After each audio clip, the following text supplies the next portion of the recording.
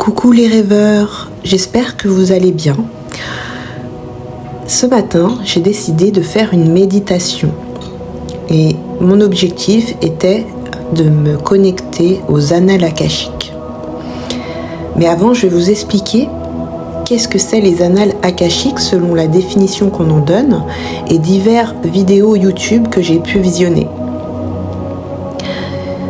C'est un concept ésotérique créé en Occident par des théosophes à partir d'éléments de la philosophie indienne et puis par la suite popularisé.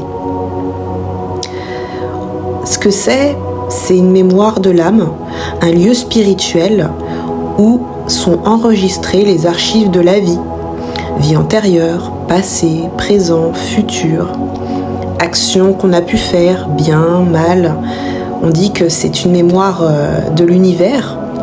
On parle de banque d'informations de tout ce qui est. J'ai donc sélectionné une vidéo de méditation guidée sur YouTube au hasard pour me connecter à ces fameuses annales akashiques. J'ai voulu piocher l'information suivante. Qu'est-ce que c'est les annales akashiques ? Et donc, en visualisation, j'ai eu ce livre avec des pages de lumière au milieu d'une immense bibliothèque. Je me suis posée pour capter les informations. Et voici ce que j'ai canalisé. Les annales akashiques est un lieu créé par l'homme. Un lieu d'information plus compréhensible pour l'homme. C'est un moyen facile, mais pas le seul moyen.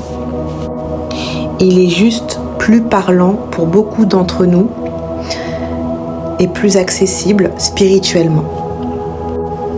Il est quand même important, lors d'une méditation, pour accéder à ces lieux spirituels, d'être calme et respectueux, comme on le serait dans une vraie bibliothèque pleine de savoir.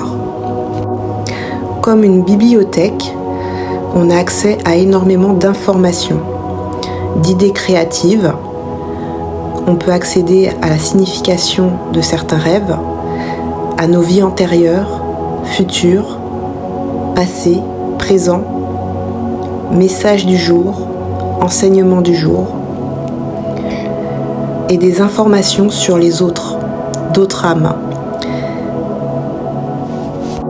Pour avoir accès aux informations d'autres âmes que la nôtre, il faut le faire avec respect et il faut que l'âme de l'autre personne nous autorise à le faire. Ensuite, j'ai eu un petit peu de temps pour accéder à d'autres informations, plus personnelles cette fois, sur mon futur. Et je n'ai pas été déçue d'ailleurs. Après cette méditation, je me suis sentie dans un état particulier, plutôt bien, plutôt en paix, mais quand même dans un certain décalage.